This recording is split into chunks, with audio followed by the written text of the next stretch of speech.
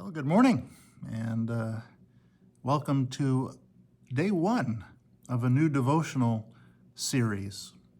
We're not going to be in this devotional series, excuse me, in the minor prophets. We've been in the minor prophets for about 2 months now, and we're going to kind of step away from that part of the Old Testament, and now we're going to be in the New Testament for a few weeks. We're going to be looking at a letter that was written by the Apostle Paul to the church at Philippi. We're going to be reading the book of Philippians. This is going to be not a message that was delivered to a nation like the minor prophets, that was drifting from God.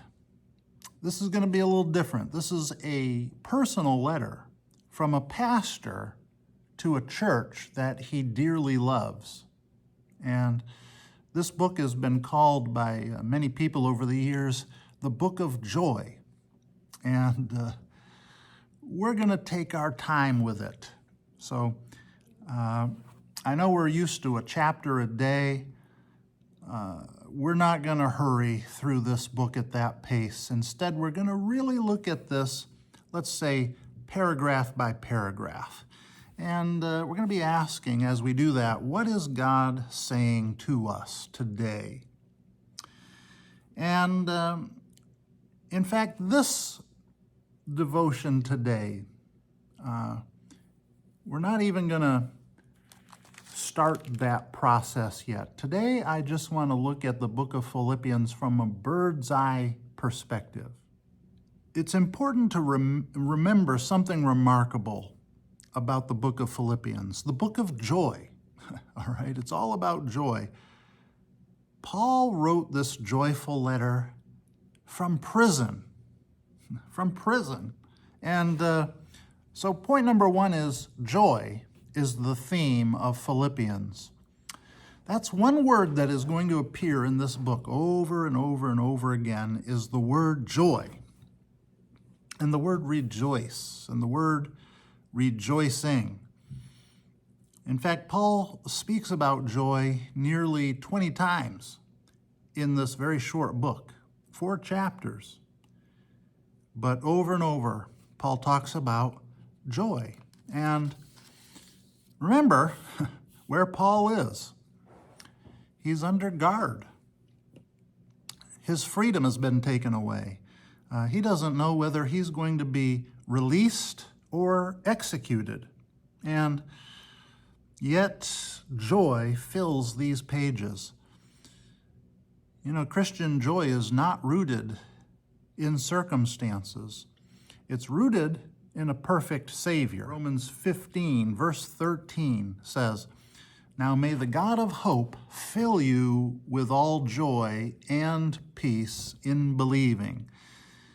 And now, second thing I want to point out about this book is this, that Philippi was a very special church to Paul. They have a very strong bond. The church held a special and unique place in Paul's heart. If you read the book of Acts, and especially chapter 16, you kind of see how it all began. There was Lydia, whose heart God opened, and there was a young slave girl who was delivered. And that set a few things into motion, and it ended up with a jailer asking a very important question: what must I do to be saved? And so the church began with people whose lives had been completely changed by Jesus Christ. And years later, they were still supporting Paul. And they prayed for him, and they encouraged him, and they even sent financial help while he was imprisoned. And so Philippians is in many ways Paul's thank you letter to these dear brothers and sisters in the Lord. And there's an important lesson in this, and that is that healthy churches don't just receive ministry. They become partners in the gospel.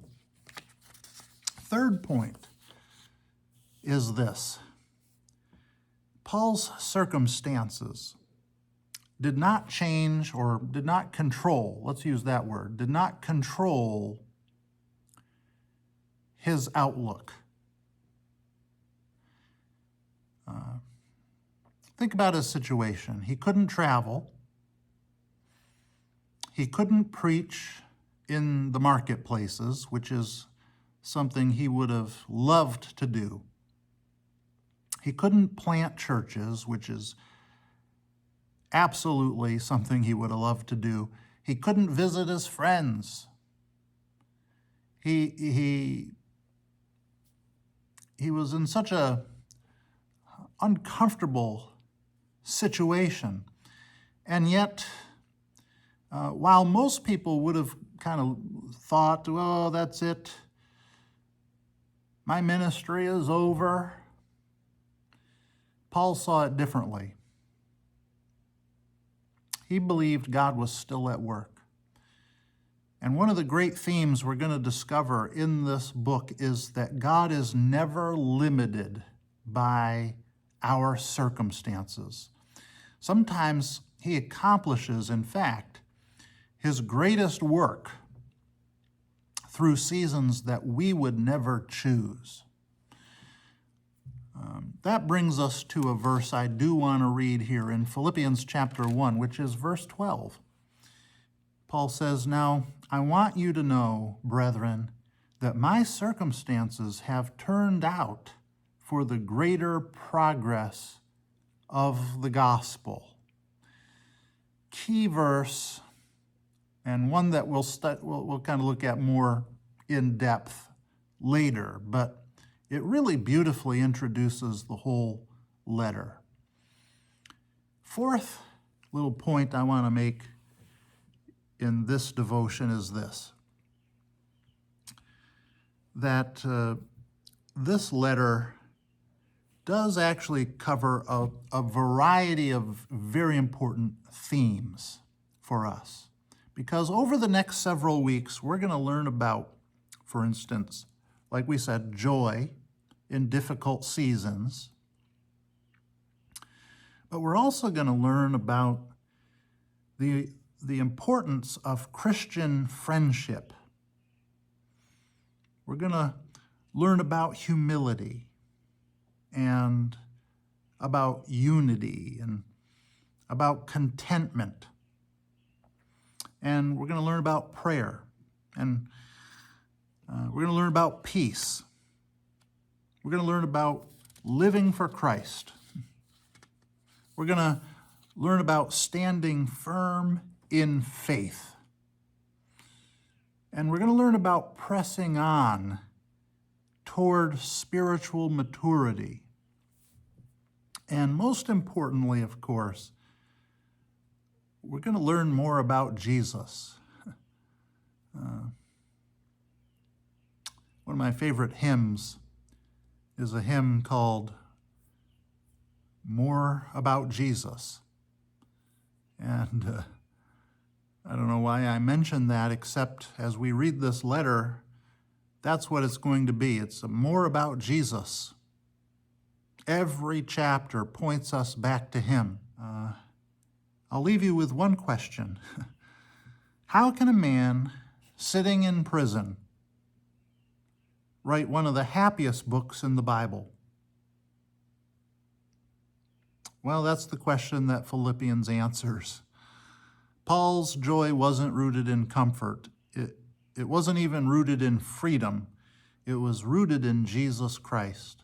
And if our joy can be rooted in him as well, then we can experience hope in every season of life. Picture two friends getting together for lunch. And one of those friends has been going through a horrible time of adversity. I don't know whatever that would be. Maybe their health. Maybe they're going through a